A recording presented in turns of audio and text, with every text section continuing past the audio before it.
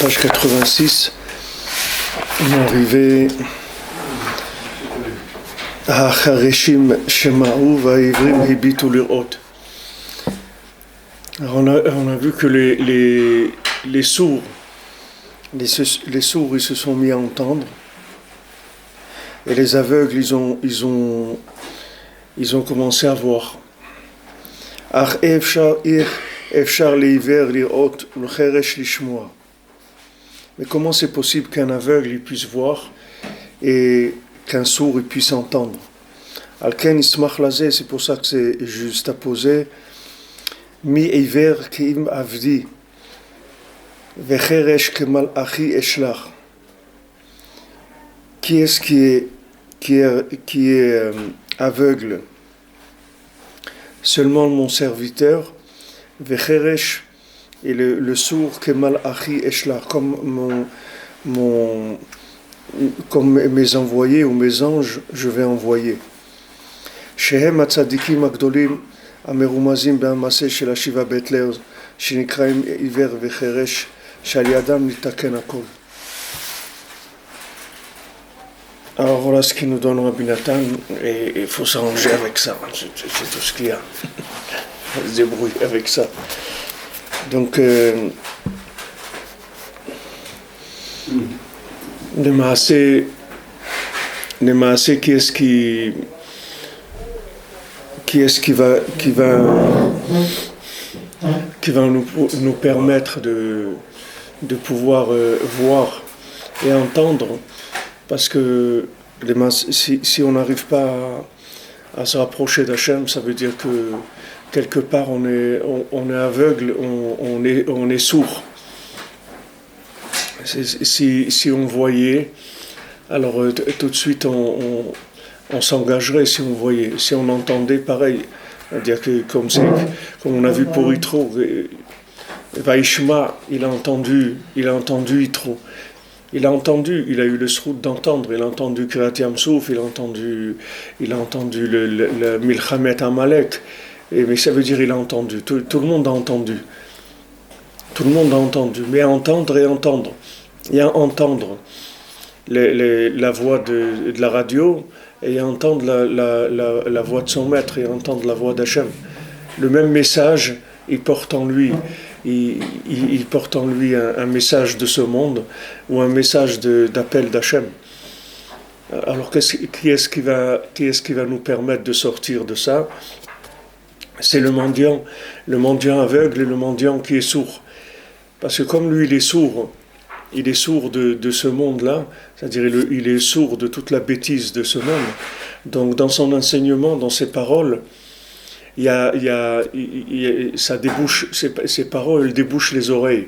C'est-à-dire que ces paroles, elles permettent d'entendre ce qui est pas audible quand on est des gens comme nous, qu'on est prisonniers de la consommation.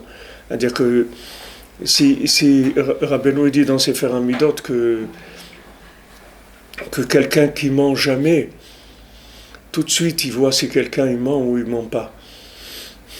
Quelqu'un qui ne ment pas. Alors quand quelqu'un il parle, il se rend compte tout de suite s'il est en train de mentir. Parce que comme il ment jamais, il connaît pas, il a pas cette notion en lui.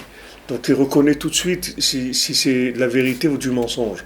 C'est-à-dire que quand maintenant on s'habitue à étudier les enseignements de Rabbeinu, comme Rabbeinu c'est quelqu'un qui a jamais rien entendu de la matière, qui a jamais regardé la matière, c'est-à-dire il n'a jamais eu aucun rapport avec ce monde, comme Rabbi Nathan il témoigne quand Rabbeinu est décédé et que Rabbi Nathan il était sur le corps de Rabbeinu et après son décès, et il a dit ce corps-là il a jamais goûté de ce monde-là, il n'a jamais eu aucun rapport avec ce monde.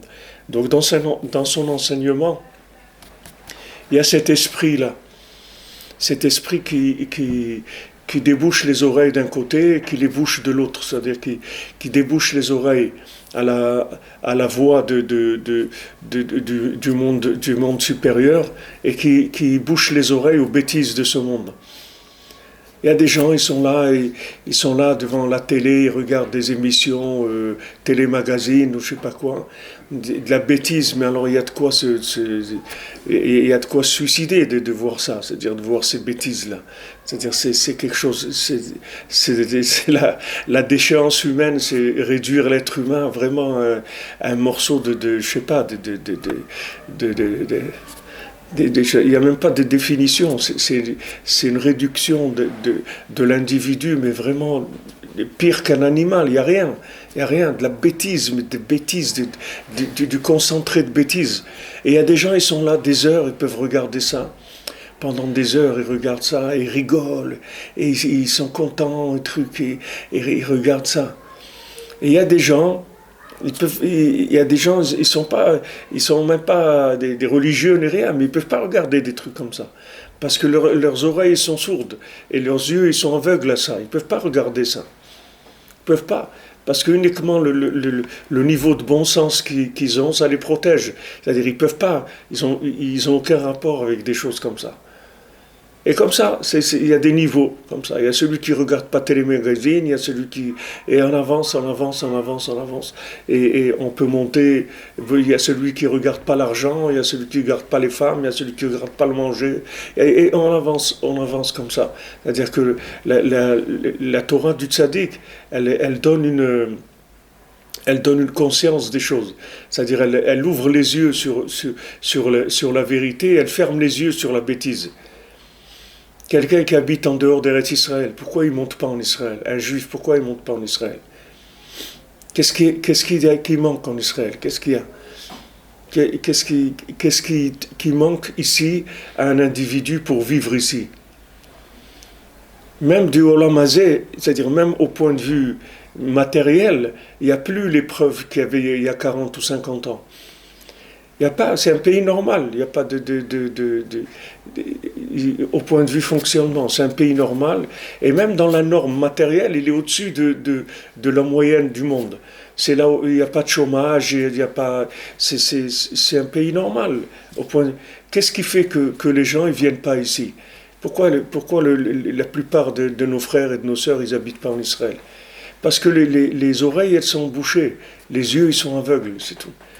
Parce que la personne, on la laisse pas vivre son bonheur. Ce qui va la rendre heureuse, le Yetzer Hara, il ne le laisse pas vivre ça. Il ne le laisse pas. Il fait croire que voilà, c'est un pays où il y a des incendies, c'est un pays où on tue les gens, c'est un pays où... Alors que Béhémet, vous pouvez venir ici et voir, vous voyez à 2 heures du matin des familles entières qui marchent, qui vont au Kotel, qui reviennent, vous voyez au contraire, il y a une liberté qu'il n'y a nulle part au monde. Il n'y a aucun pays au monde où des gens peuvent se promener en famille tranquillement à 2 heures du matin. Ça n'existe pas. Il n'y a pas un pays au monde comme ça. Peut-être ça existe, je ne connais pas tous les pays du monde, mais d'après ce qu'on voit, c'est le monde entier, les gens ils ont peur, ils sont toujours dans le truc. Je ne sais pas qu'est-ce qui manque ici. Maintenant, ça, c'est le côté matériel. Ne parlons pas de la spiritualité. Ne parlons pas de la vie spirituelle. Un Shabbat en Israël, c'est comparable avec nulle part dans le monde. La Torah d'Eretz Israël, elle n'est pas comparable à quoi que ce soit dans le monde, à n'importe quelle Torah du monde. Il vaut mieux 1 heure de Torah par jour en Israël qu'une semaine de Torah en Chutz La'aretz. C'est-à-dire que la Torah d'Eretz Israël, c'est quelque chose d'extraordinaire. Maintenant, voilà, voilà, on va te faire un prospectus de marketing. On va te faire du marketing sur Eretz Israël. Voilà, on te fait un prospectus, 4 pages, 2 pages sur la matière, 2 pages sur le spirituel. Et on te prouve sur tous les points que tu veux. Tous les points que tu veux, on va te montrer que c'est mieux que là où tu vis aujourd'hui. Et quand même, les gens ne vont pas venir. Pourquoi? Parce que les gens ils sont aveugles et ils sont sourds. C'est-à-dire que les oreilles ne sont pas débouchées encore. Et les yeux ne sont pas ouverts pour cette chose-là. Ils ont sur d'autres choses, Baruch Hashem, ils font Shabbat, ils mangent kasher, ou viennent à Ouman, ils ont beaucoup de choses qui sont déjà débouchées. Mais ça ne marche pas. Alors maintenant, si quelqu'un il veut arranger ça, la seule etza qu'il a, c'est les kisufim, les retsonot, c'est-à-dire le vouloir de se rapprocher de ces mendiants-là, de ce mendiant aveugle, de ce mendiant qui est sourd. C'est que comme ça qu'ils ont reçu comme cadeau de mariage. Ils ont reçu cadeau. Il dit voilà, je vous fais cadeau, que vous allez être sourd comme moi, vous allez être aveugle comme moi. C'est-à-dire que vous allez avoir les oreilles bouchées sur la bêtise, vous allez avoir les yeux aveugles sur la bêtise de ce monde-là. C'est un cadeau que le tzaddik fait à la personne. Le tzaddik fait un cadeau, celui qui s'attache à lui, il lui fait cadeau des choses que jamais de sa vie il aurait pu arriver à ça. Il aurait pu travailler toute sa vie, jamais il serait arrivé à ça. C'est le tzaddik qui te le donne, cadeau. Cadeau, comme un Matan Torah, tu viens à Matan Torah, tous les gens ils ont guéri. Tous les gens ils ont guéri. Celui qui était infirme, il est devenu normal. Celui qui était aveugle, il a vu. Celui qui était sourd, il a commencé à entendre. Ça y est, tout le monde a guéri. De quoi? Du Kohar de la Torah de Matan Torah. Kohar de la Torah de Matan Torah. La mort, elle a disparu. Les gens, ils mouraient plus à Matan Torah. Tout ça, c'est des cadeaux qui ont été donnés avec la Torah. C'est-à-dire, c'est des choses qui viennent avec l'intensité de la Torah. Et si on n'avait pas fait le veau d'or, on aurait gardé cette Torah-là, qui étaient les premières louchot, elle avait une force extraordinaire. Les deuxièmes louchot, c'est pas la même chose. Les deuxièmes tables, c'est pas les mêmes. Les deuxièmes tables, elles sont déjà cachées, ça demande beaucoup plus de recherche. Mais là, c'est ça qui dit Rabbi Nathan ici. Comment c'est possible qu'un aveugle il va voir ou un sourd il va entendre? Il y a des gens, ils sont sourds. Vous pouvez leur parler de choses spirituelles, même de leur intérêt à eux. Leur dire, regarde, tu viens en Israël, tu vas vivre mieux, tu vas avoir rien, ça ne marche pas. Il n'entend pas. C'est pas de sa faute. Là où il est, il ne peut pas. Il n'arrive pas. Il n'arrive pas à entendre. Il a besoin de... Il dit ici que שהם הצדיקים הגדולים המרומזים במעשה של השבעה בטלרס שנקראים עיוור וחירש שעל ידם נתקן הכל. Avec eux tout s'arrange, tout se répare. Tout se répare. Mamash, tout se répare. C'est la réparation totale par le médicament que le tzaddik donne de son enseignement et sa présence, la présence du tzaddik. Aïn Bezohar HaKadosh be'akdama, Rabbi Elazar patach, Se'u marom enechem ur'u mi bara ele. Regarde dans le Zohar HaKadosh, dans l'Akdama du Zohar, dans le Daf Bet, Rabbi Elazar patach. Rabbi Elazar, il a commencé à parler, il a dit, élevez vers le ciel vos yeux, ur'u mi bara ele. Regardez qui est-ce qui a créé tout cela. Sheshayach la Torah la shemesh hanizkar leel. Que ça, c'est un rapport avec notre Torah 49. Aïn sham mashkatav al pasuk Yerushalayim abnuya ke'ir ou mashkatuv nachon ve'ima uzfat man alibarata sheze nizkar sham be'atorah nizkeret le'el. C'est-à-dire que maintenant il dit que c'est un rapport avec la Torah. Regarde là-bas ce qu'il a dit sur le Inyan de Yerushalayim qui est reconstruite et ou mashkatuv et ce qui a écrit nachon Ve'ima uzfat manha levrata, que la maman, elle prête un vêtement à sa fille, que ça c'est mentionné dans la Torah, d'autres qu'on a dit avant. Donc la Torah 49. Donc qu'est-ce qu'il dit Rabbi Elazar? Il dit, levez vos yeux vers le ciel vos yeux, et voyez qui est-ce qui a créé. C'est-à-dire que maintenant, d'après maintenant ce qu'il dit ici de ce Zohar-là de Rabbi Elazar, ça veut dire que maintenant, il faut arriver à lever les yeux vers le ciel et voir qui est-ce qui a créé tout ça. Alors maintenant, comment on arrive à ça?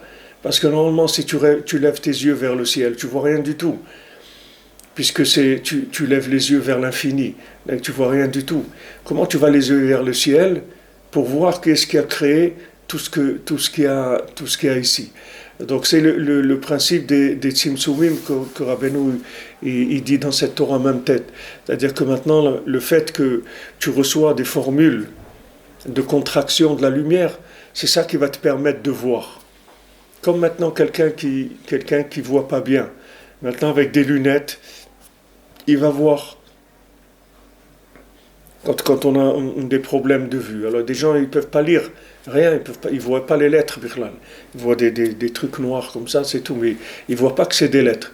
Maintenant ils mettent des lunettes qui sont adaptées à leurs problèmes. Et voilà, ça y est, ils voient, ils arrivent à lire. Maintenant la même chose, pour voir pour voir la spiritualité de l'endroit où je me trouve, j'ai besoin de lunettes, j'ai besoin de tzimtzumim. La grandeur du tzaddik, c'est pas qui te dit maintenant, corrige ta vue, avance. Ça, avant, les tzaddikim, ils disaient aux gens, il faut que tu fasses tchouva, il faut que tu t'arranges, et que tu vas pas rester un idiot toute ta vie, etc. Fais tchouva, lutte contre le Yetzer hara, etc. Maintenant, Rabbeinu, il est venu parce qu'il sait que ça, c'est un discours qui sert à rien. Tu vas dire à quelqu'un, tu vas dire à un aveugle, allez, vois, arrête d'être aveugle. Ça sert à rien que tu lui dises ça. Il n'a pas les moyens de voir. Il ne peut pas voir tout seul. Il faut que tu lui donnes les moyens de voir. Alors, Rabbeinu, qu'est-ce qu'il te donne? Rabbeinu, il te donne des lunettes à n'importe quel endroit où tu te trouves.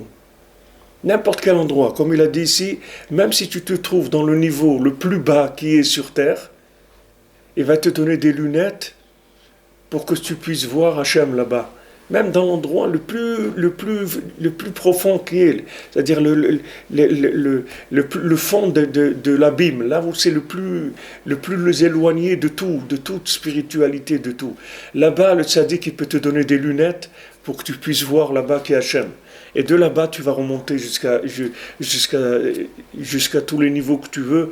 Tant que tu écouteras ce qu'il va te dire, tu recevras tout le temps des lunettes qui sont des formules adaptées à toi par rapport exactement au problème que tu as, à toute ton infirmité qui te vient de tes ta'avot. Les ta'avot, ça rend infirme. Rabbeinu il dit que les averot, ça rend de la kfira dans le ben adam. Les avérantes, ça rentre dans la personne, ça lui rend de l'hérésie. Pourquoi il y a des gens qui ne peuvent pas entendre, tu leur parles d'Hachem ou de trucs qui te disent ah, laisse-moi tranquille, etc. Parce qu'ils sont pleins d'hérésie en eux.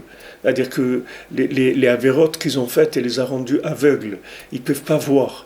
Ils voient que ce qu'il y a à consommer, c'est tout. C'est tout ce qui les intéresse. Même s'ils savent qu'ils vont mourir, etc. Bémet, ils ne savent pas, mais ils croient qu'ils savent. Mais ils ne savent pas du tout qu'est-ce que ça veut dire, mais ils imaginent qu'ils savent qu'est-ce que ça veut dire. Alors ils sont là et ils disent non, moi je veux profiter de la vie et consommer, etc. C'est ça ma vie. Maintenant tu peux lui parler tout ce que tu veux, ça ne servira à rien. Ça servira à rien. Il faut que tu lui donnes comme les lunettes 3D. C'est-à-dire des lunettes, il y a des films qui sont maintenant en 3D. Si tu veux le voir en 3D, il faut qu'il te donne des lunettes à l'entrée. Sinon, tu ne vas pas voir, tu ne vas rien voir du tout. Tu vas voir tout plat. Si tu veux voir en 3D, il faut que tu aies des lunettes. C'est pareil, si tu veux voir une troisième dimension, une autre dimension que la consommation et le ventre et le plaisir et l'argent et tout, il faut que tu aies une paire de lunettes qui te montrent que ce que tu vois là, c'est autre chose. Il y a autre chose que ce que tu vois avec tes yeux. Que tes yeux ils te trompent, tu vois pas ce qu'il faut voir. Comme Rabbeinu il a dit une fois, quand il a marié sa fille, Rabbeinu il avait marié sa fille, il allait marier sa fille avec la fille d'un grand tzaddik de l'époque, je ne me souviens plus comment il s'appelait, et maintenant ce tzaddik il était malade, alors il a demandé que le mariage ça se passe dans sa ville à lui, et normalement dans le minhag ashkénaze, normalement le mariage c'est toujours dans la ville de la fille. Je ne sais pas si chez Sfarad aussi c'est comme ça, mais chez les Ashkénazes c'est très important que le mariage il se passe dans la ville de la fille. Justement, c'est un rapport avec ce qu'on a dit ici, que la mère elle prête un vêtement à sa fille, c'est vient de la bina, aime la bina. Comme maintenant la fille elle va rentrer dans le mariage, justement, c'est un rapport que ce soit dans la ville de la fille. Alors ce tzaddik-là, il a fait demander à Rabbeinu de faire une exception, de ne pas faire comme l'habitude et de faire le mariage chez lui. Alors ils sont venus lui demander à Rabbeinu. Ils ont dit à Rabbeinu, est-ce que vous êtes d'accord que le mariage ça se passe chez lui, dans sa ville, parce que voilà, il est très malade, et il voit, et, il a mal aux yeux, il est malade des yeux, etc. Alors Rabbeinu, lui, son habitude c'est qu'il ne s'opposait jamais à rien, donc il a dit d'accord, il n'y a pas de problème. Mais il a dit effectivement, il a mal aux yeux parce que si ses yeux fonctionnaient bien, il serait venu à quatre pattes pour faire le mariage dans ma ville. C'est-à-dire, il ne voit pas. Rabbeinu, il a placé la discussion à un autre niveau. Il a dit, c'est vrai qu'il ne voit pas. Mais Rabbeinu, il ne parlait pas des yeux qu'il ne voyait pas bien physiquement. Il a dit, il ne sait pas qu'est-ce que c'est. S'il savait ce que c'est, il serait venu à quatre pattes pour faire le mariage dans ma ville. Alors c'est ça le problème. C'est-à-dire le problème de toute l'humanité, c'est ça. C'est-à-dire que les gens, chacun, le pauvre, il est prisonnier de ces critères. Puisque maintenant ce qu'on voit, en général, on voit ce qu'on est. On ne peut pas voir des choses qui n'existent pas. C'est-à-dire on voit ce qui existe chez nous, qui a un rapport avec nous. Maintenant, comment tu vas voir des choses que tu peux même pas imaginer que ça existe? Comment tu vas les voir? Tu peux pas les voir. Tu sais même pas que ça existe. Tu peux pas te rendre compte qu'elles sont là. Tu peux pas t'imaginer que ça existe. Combien de fois tu passes à côté de quelque chose et tout, tu vois pas, parce que tu vois pas, on te dit mais tu n'as pas vu ça, tu te dis non j'ai pas vu. Pourquoi? Parce que ton esprit il est pas connecté avec ça, donc tu vois pas. Tu vois pas qu'il y avait quelque chose à côté de toi, ou un truc, ou un objet, des fois on te dit mais quoi, tu vois pas, il y avait ça, tu te dis non j'ai pas vu. Eh bien mais tu n'as pas vu. Tu n'as pas vu. Des fois tu cherches quelque chose, c'est à côté de toi, tu le vois pas. Ton esprit, s'il n'est pas connecté avec la chose, tu ne peux pas voir. Donc ça c'est le problème c'est le problème de toute l'humanité. Alors le tzaddik, qu'est-ce qu'il donne? Il donne des lunettes. Ces lunettes, c'est des choses qui redressent la vue. Qui redressent la vue. Parce que la pupille de l'œil, elle est noire. La pupille de l'œil, elle est noire parce que le noir, c'est la couleur de la contraction de la lumière. Puisque le noir, c'est là où il n'y a pas de lumière du tout. Donc dans le noir de l'œil, c'est ça qui nous permet de contracter la lumière, c'est-à-dire pour arriver à voir. Si maintenant quelqu'un, chas v'shalom, il n'a pas la pupille de l'œil, il va voir tout blanc. Il va voir que du blanc, il ne voit rien du tout. Parce que la pupille de l'œil, c'est elle qui permet de réduire les rayons de la lumière, l'intensité, etc. Et que tu vois les choses avec des couleurs, des formes, etc. Parce qu'elle contracte, elle adapte la lumière à la vue. C'est la même chose que ce qui te donne le tzaddik. Le tzaddik qui dit bat aïn, c'est ce qui permet, la pupille, c'est ce qui permet de voir. Et ça s'appelle bat aïn, la fille de l'œil. Comme ce qu'il dit ici, la mère, elle donne un vêtement à sa fille. Ve'Avraham zaken ba beyamim, ve'Hashem birech et Avraham bakol. Avraham Avinu, il a une fille qui s'appelait Bakol. Ça veut dire qu'il a une fille qui s'appelait Bakol. Ça veut dire qu'il est arrivé à un niveau de bina, de déduction, qu'il est arrivé à Bakol, c'est-à-dire qu'il voyait tout. Il voyait tout. C'est-à-dire que tout endroit où il y avait, c'est-à-dire là où il allait, il voyait tout de suite la présence d'Hachem, dans tout ce qu'il y avait dans ce monde. Tout ce qu'il y avait. C'est pour ça qu'il a pu écrire 400 Masertot sur Avodah Zarah. Il a pu faire parce qu'il voyait, partout il voyait Hachem. C'est ça qu'il avait Bakol. Bakol, ça veut dire il avait une fille qui s'appelait Batkol. Bat, c'est Bat Aïn. C'est la pupille de l'œil. C'est-à-dire c'est le sort du tzimtzum, de la contraction de la vue. Quand tu contractes la vue, ça te permet tu vois des gens, des fois, quand quelqu'un ne voit pas bien, Alors quand il veut regarder quelque chose, alors il ferme les yeux comme ça, il ferme ses yeux, ça lui permet de voir un petit peu mieux, c'est-à-dire il appuie un peu, il rend la vue plus réduite comme ça, avec ça, ça lui permet de voir ce qu'il veut voir. Le principe du Tzimtzum, c'est ce qui permet de tout voir.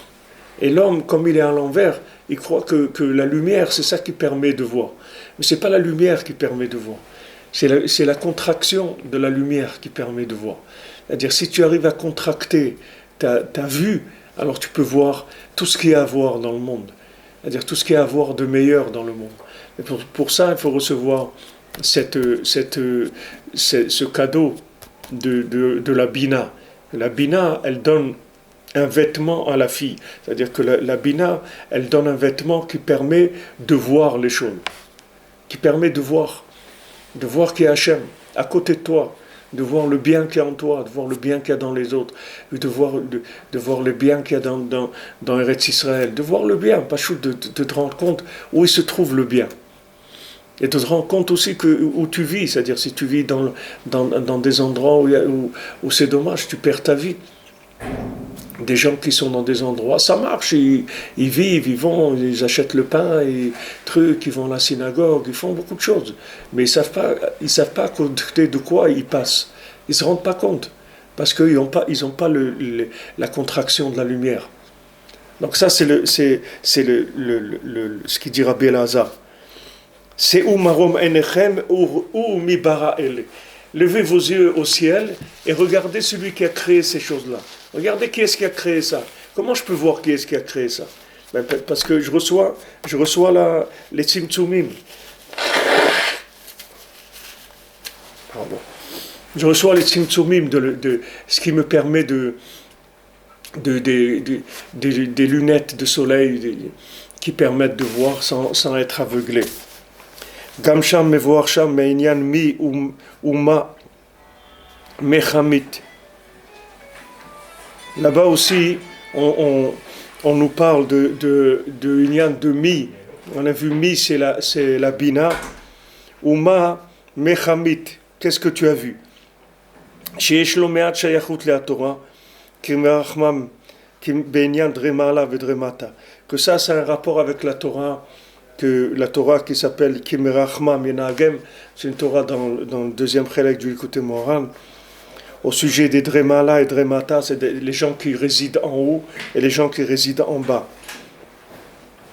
Mais il faut aller regarder là-bas, bien approfondir pour expliquer. Kisham Bazohar Akadosh Mevaer Shema Huletata. Il explique que le ma, le quoi, il est en bas. Parce que normalement, maintenant il y a deux sortes d'individus. Où il y a deux sortes, chacun, il a deux sortes de choses en lui. Il a les choses qu'il arrive à faire, dans lesquelles il est déjà arrivé, et les choses qu'il ignore. Alors les choses qu'il arrive à faire, on lui dit, qu'est-ce que tu crois que tu es arrivé à quelque chose? Tu n'es pas arrivé encore, il faut avancer, il faut progresser, il faut raffiner, il faut avancer. Ça, on le parle dans le domaine où il est déjà dedans, il est déjà arrivé. Alors on lui dit, qu'est-ce que tu crois? Machamita, qu'est-ce que tu as vu? Tu n'as rien vu encore. Machamita, ma pishpashta, qu'est-ce que tu as vu? Tu n'as rien vu encore. Et dans le domaine où il est éloigné, on lui dit, Melo kolaretz kavodo. On dit Hachem, il est à côté de toi, sache que là où tu es, il y a Hachem avec toi, etc. C'est-à-dire on l'encourage parce qu'on lui dit que Béhémet, il ne voit pas, mais Hachem, il est à côté de lui. Alors ça, on le dit dans les domaines où il est dans l'obscurité, c'est-à-dire des choses où il n'arrive pas à progresser, il est bloqué. Alors là, on l'encourage. Alors ça s'appelle les dremata. Les dremata, c'est-à-dire les résidents d'en bas. Les résidents des niveaux inférieurs, on les encourage. Les résidents des niveaux supérieurs, on les remet en question. On leur dit, à quoi t'es arrivé? T'es pas encore commencé. Alors c'est à cette Torah-là qui fait allusion ici. Mais maintenant, s'il dit que le Zohar, il dit pour celui qui est en bas. C'est-à-dire que au lieu de dire c'est-à-dire qu'est-ce que tu as trouvé à celui qui est en haut, il dit à celui qui est en bas. C'est-à-dire qu'il inverse le principe. Alors Rabbi Nathan, il dit que c'est des choses qui sont très profondes et que ça c'est le prinat de Mincha shel Shabbat Sheas Istalkut Moshe, que ça c'est le principe de Mincha de Shabbat qui est là où Moshe il est décédé, qu'al edeze ikar tikkun hatshuva, que ça c'est le ikar du tikkun de la tshuva, shedaika achar istalkut hatzadik lamakom shenistalek, que précisément après que le tzaddik il soit décédé, qu'il aille dans l'endroit où il aille, c'est-à-dire il va dans un endroit très élevé, Misham yamshich ha'arat ha'or beprinat tzimtzumim niflaim. De là-bas, il va amener la lumière avec des contractions de lumière extraordinaires. Le horer hakol li tshuva. De réveiller à tout le monde qui pourra faire tshuva. Donc c'est ça qu'on dit, que maintenant celui qui est en bas, on lui dit ma aussi. C'est-à-dire que celui qui est en bas, on lui dit tu sais qu'est-ce qui te manque. Et il te manque que tu n'as pas trouvé le tzimtzum pour voir. Mais ne crois pas que tu as un problème que tu pourras jamais voir. C'est pas vrai. Tu peux voir. Mais ce qui te manque, c'est la façon de voir. C'est ça qui te manque. Alors ça, le fait que le tzaddik maintenant, il était mistalek, il est décédé dans Mincha de Shabbat, c'est-à-dire dans le point le culminant de toute la semaine, le moment le plus élevé, c'est le Mincha de Shabbat, c'est le Rahava des Rahavin, c'est-à-dire Ratson Shed Beretzonot. Alors le tzaddik il monte tellement haut que de là-bas il peut te faire descendre des tzimtzumim, c'est-à-dire des façons de voir qui vont te permettre de voir qu'il y a Hachem à côté de toi, même que tu es en bas. Alors c'est pour ça que le Zohar, il dit ma pour celui qui est en bas. C'est pas maintenant ma de remise en question comme celui qui est en haut. Celui qui est en haut, on lui dit ma, il dit, qu'est-ce que tu as trouvé, tu crois, pour qui tu te prends, comme on dit, qu'est-ce que tu crois, que tu es arrivé à quelque chose, tu es arrivé à rien. Mais celui qui est en bas, c'est pas qu'on lui dit ce ma pour lui dire tu es arrivé à rien. Il sait qu'il est arrivé à rien, il est dans le noir, il est dans le trou. Il sait qu'il est dans rien. Mais maintenant, ce qu'on lui dit ma, ça veut dire on lui dit cherche le tzaddik, que lui, il est arrivé dans Rahava des Rahavin, dans le Ratson chez Beretzonot, le vouloir du vouloir, que lui, de là-bas, il peut t'envoyer des tzimtzumim qui vont te permettre de voir là où tu te trouves. Il va te permettre de voir là où tu te trouves, c'est-à-dire que de voir Hachem, là où tu te trouves, ce qui te manque, c'est ça. Ne crois pas que tu n'es pas bien, c'est-à-dire là où tu es, Hachem il est là, il est à côté de toi. Mais maintenant il te manque le tzimtzum pour le voir, c'est ça qui te manque. Alors ça attache-toi au tzaddik qui peut te faire descendre cette façon de voir qui va te permettre de voir que Hachem il est avec toi là où tu es, maintenant, en bas. C'est ça le nian qu'on dit de Shabbat à Mincha, 3 fois on dit Tzidkatecha. Tzedaka, Prinat Ani. Pourquoi on dit Tzidkatecha? C'est la Tzedaka qu'Hachem il fait. On dit Adam ou Behema, Toshia Hachem. On dit un homme et un animal, tu délivres. Qu'est-ce qu'on dit qu'Hachem il délivre les animaux? Qu'est-ce qu'ils ont les animaux? Ils sont emprisonnés, ils ont eu des... Pourquoi Hachem on dit délivre les animaux? Délivre les animaux, ça veut dire que Hachem, même si tu vis comme un animal, il peut te délivrer de là-bas. Tu peux faire tchouva et sortir de là-bas.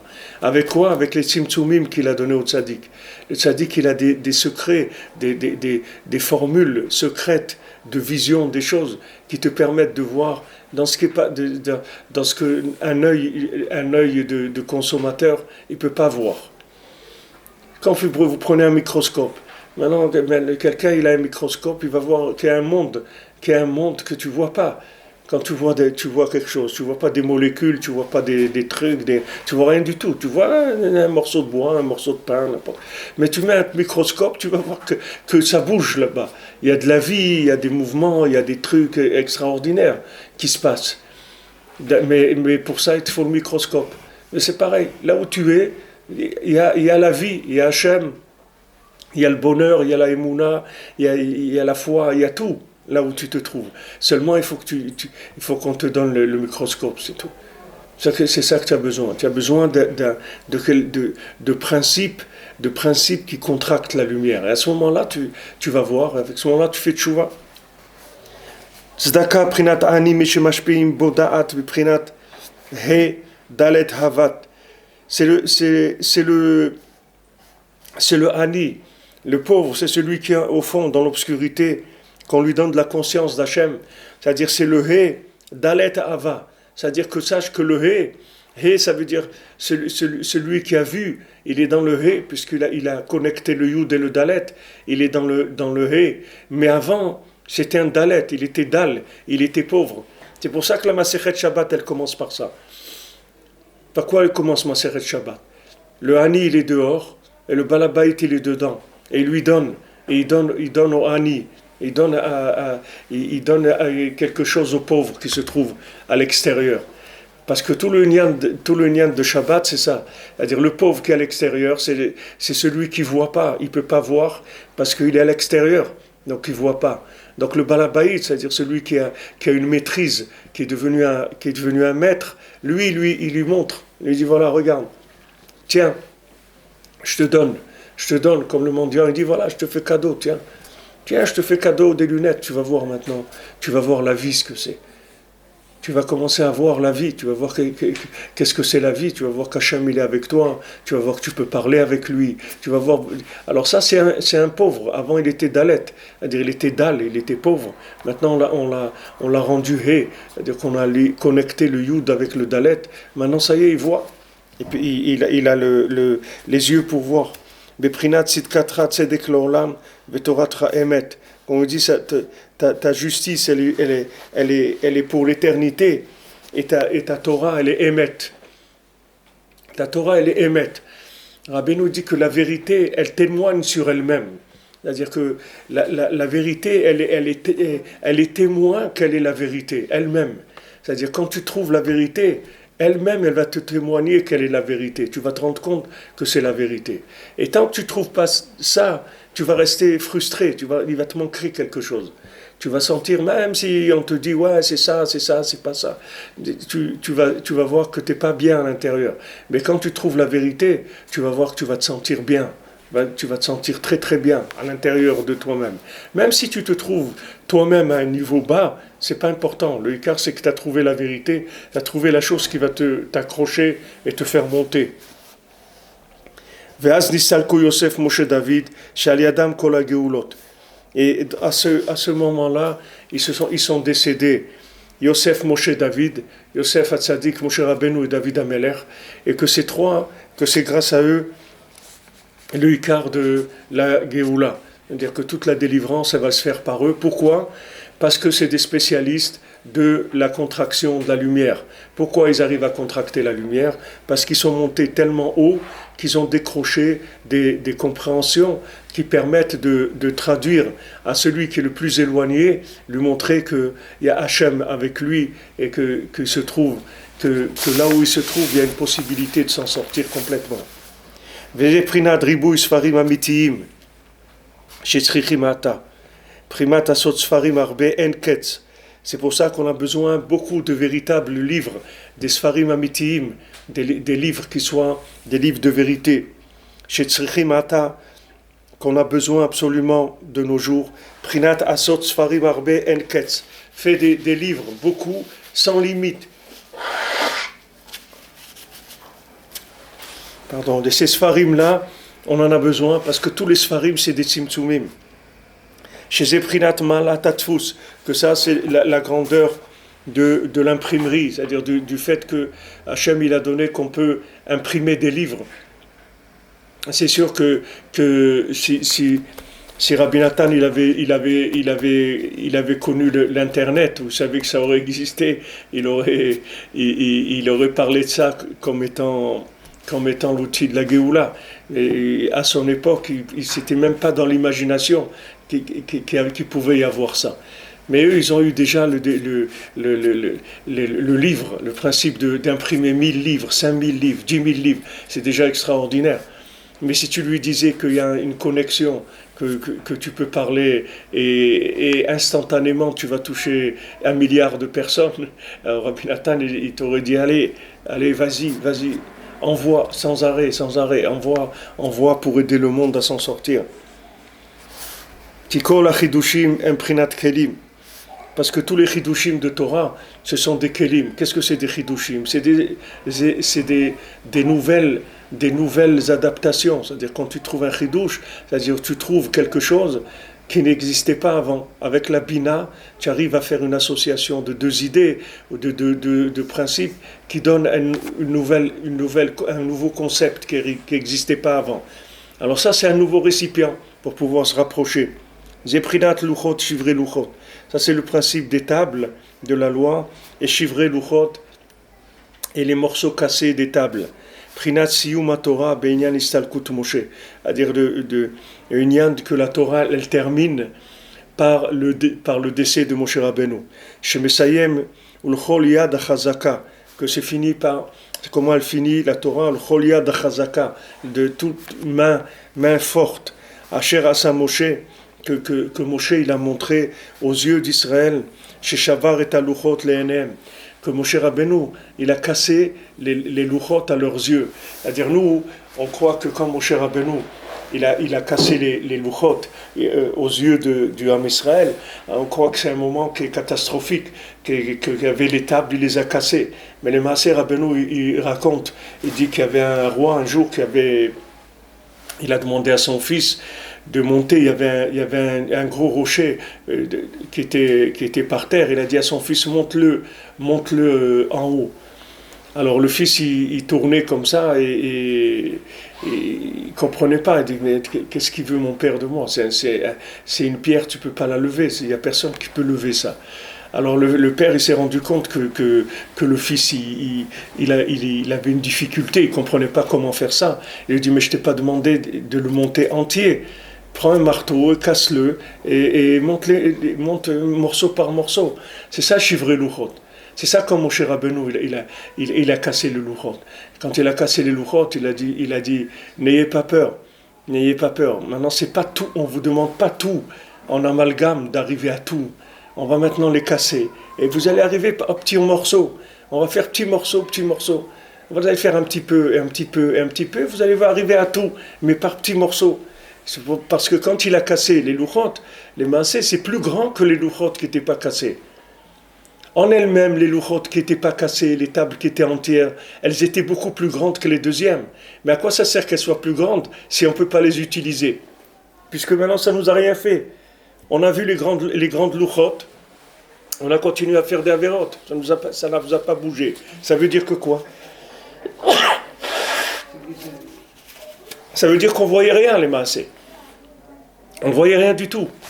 C'est vrai, c'était beau, ces luchot, c'était des tables extraordinaires, une Torah nifla, et tout ce que tu veux, mais les gens, ils ne voyaient rien. La preuve, c'est qu'ils ont été faire le veau d'or, ils ont continué les ta'avot de ce monde avec tout, ils cherchaient le plaisir et tout. Donc si tu ne les as pas sortis du plaisir, ça veut dire qu'ils n'ont rien vu. Il y a des gens, ils disent, voilà, c'est des grands érudits en Torah.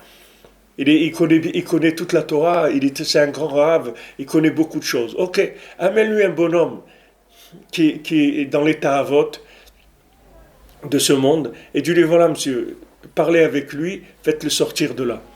Et tu vas voir s'il peut le faire sortir ou pas. S'il peut le faire sortir, ça veut dire qu'il a compris la Torah. Et s'il ne peut pas le faire sortir, ça veut dire qu'il n'a pas compris la Torah. Ça veut dire qu'il est dans une prina des premières luchot. C'est beau, c'est magnifique de connaître la Torah. Mais si tu n'es pas capable d'aider quelqu'un qui ne connaît rien, ça veut dire que tu n'as pas compris. Ce sont des choses qui sont des concepts qui sont très larges, mais qui ne sont pas adaptés à l'individu. Donc quand Moshe Rabbeinu, il a eu l'audace de casser les luchot, et qu'Hachem lui a remercié, c'est-à-dire qu'il a remercié qu'au lieu de laisser toute la Torah en un bloc, il a fait des petits morceaux. Ça y est, ça veut dire que maintenant, ça y est, on peut s'en sortir. Parce qu'il y a une possibilité d'attraper un petit morceau. Et ça, on peut. Un petit peu, on peut. Et encore un petit peu, on peut. Et un petit peu comme ça, on peut. Alors, c'est digeste, on peut y arriver. Donc après, on peut tout reconstruire. Il n'y a aucun problème. Parce qu'une fois que tu as tous les morceaux, tu rassembles le puzzle. Ça y est, c'est l'image. C'est vrai que maintenant l'image, tu ne vas pas pouvoir la dessiner, mais les petits morceaux de puzzle, tu colles un avec l'autre, tu colles. Après, tu as l'image. Maintenant, nous c'est pareil. Les maasés, c'était un moment extraordinaire. C'est pas un moment c'est pas un moment qui est pas bien. Au contraire, c'est un moment nifla meod où il a cassé les louchot. C'est-à-dire qu'il a compris, mon cher Rabbeinu, dans sa grandeur, il a compris qu'en cassant les louchot, ça permettrait à chacun de comprendre la Torah. Que comme elle était avant, c'était inaccessible par la plupart des gens. Il n'y avait que les Shevet Lévi qui pouvaient comprendre cette Torah-là. Mais tout l'homme Israël, il ne pouvait pas. Donc il a cassé. Et les morceaux, ça y est, c'est accessible par chacun.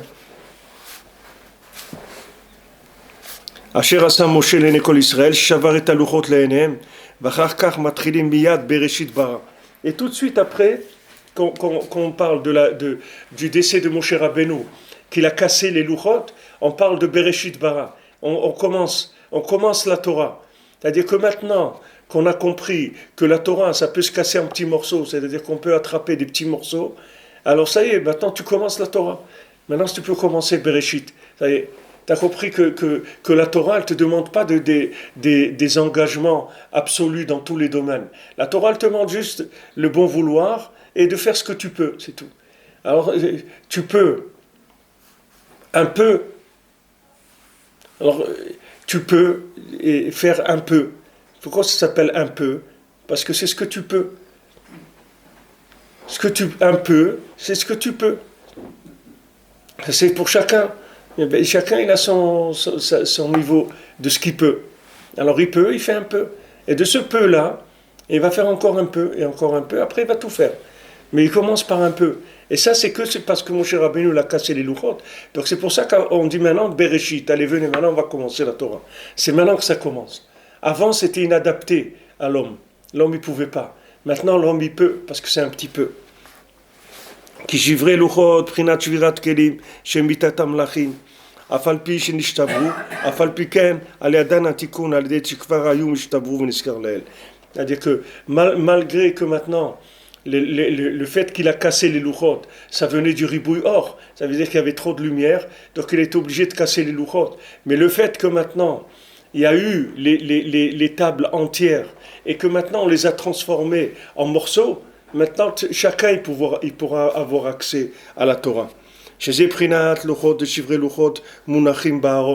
pour ça que dans le Aaron, dans l'armoire qu'il y a dans le Kodesh Kodashim, là-bas il y a les premières tables, et les deuxièmes aussi, les morceaux, les morceaux les morceaux des premières, c'est-à-dire les premières, les tables qui sont entières, qui sont bémet les deuxièmes, puisque c'est elles qui sont entières, et les morceaux des premières, aussi elles sont là-bas. Parce que maintenant, les deuxièmes, elles viennent du fait qu'il y a eu les premières. Le fait qu'il y a eu les premières, c'est ça qui a permis que maintenant il peut y avoir les deuxièmes. C'est-à-dire le fait qu'il y a un niveau très élevé, ce niveau très élevé-là, il permet après aux petits morceaux de rester connectés avec cette chose-là. C'est-à-dire qu'on ne perd pas le nord. Mais s'il n'y avait pas eu les premiers, si on avait commencé avec des petits morceaux, on n'aurait rien trouvé. Parce qu'on n'aurait pas eu de repère par rapport à ça. Tandis que là, du fait qu'il y a eu les premières tables, après il reste un repère des premières tables. Donc les morceaux, ils vont être toujours en rapport avec les premières louchot. Comme on a dit pour le Beth Amikdash. C'est-à-dire bien que le Beth Amikdash, il a été détruit, mais le fait qu'il ait été là et qu'il ait été détruit, alors on sait que c'est quelque chose qui existe, qui est là. Donc maintenant, on a un rapport avec cette chose-là. Tandis que s'il n'avait jamais existé, qu'on avait attendu qu'il y ait le troisième, que le premier c'était le troisième, c'est-à-dire qu'il soit parfait, jamais il y aurait eu. Parce qu'on n'aurait jamais eu de rapport avec cette chose-là. Tandis que le fait qu'il y a eu un Beth Amikdash qui était imparfait, qui s'est détruit, ça même c'est un repère pour qu'on reste attaché au principe et qu'on le cherche et qu'on veuille qu'il se reconstruise.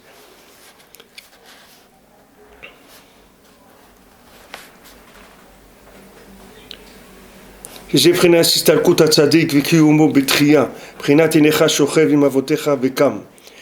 c'est le principe de la istalkut du tzaddik. Quand le tzaddik il est décédé, et son éveil à la Triyat Hametim, c'est-à-dire comme le tzaddik, c'est quelqu'un qu'on sait qui va se lever à la résurrection des morts en tant qu'être parfait, comme il était de son vivant, après il va se relever encore. Donc maintenant, le moment où il est décédé, c'est un moment qui nous permet de nous rapprocher de lui, parce que c'est le moment où il est le plus bas dans notre rapport avec lui. C'est-à-dire dans sa façon de se révéler, il est dans le niveau le plus bas. Donc ça nous permet à nous de nous rapprocher de lui et de pouvoir justement profiter de tous ses enseignements, de toute sa sainteté, etc. Parce qu'il a un niveau qui est adapté à nous. C'est-à-dire qu'on peut, comme les tables cassées, ça c'est quelque chose on peut concevoir. Mais les tables entières, c'est quelque chose qui est très très loin de notre capacité. Beaucoup de gens ils disent, ouais, mais les tzadikim, c'est des tzadikim, moi je suis pas un tzadik, qu'est-ce que tu veux que j'arrive à ça? Parce que lui, il croit qu'on lui demande de devenir comme lui. On ne demande pas de devenir comme lui, on demande de devenir comme lui, mais à son niveau à lui, avec son petit morceau à lui. Pas de devenir comme lui, dans la taille de ce qu'il est lui. On lui demande que son petit morceau des tables, ils sont en rapport avec les tables entières. C'est ça qu'on lui demande. Que le peu qu'il fait, c'est un rapport avec le niveau le plus élevé. בחינת הנך שוכב ממאותיך בכאן. על ידי זה דייקה יתקלו כל הקלקולים מבחינת וזנה אחרי אלוקיך. בעזרת השם, continuera demain, בעזרת השם. שבוע טוב, bonne nouvelle, בעזרת השם. Il y a des bonnes choses.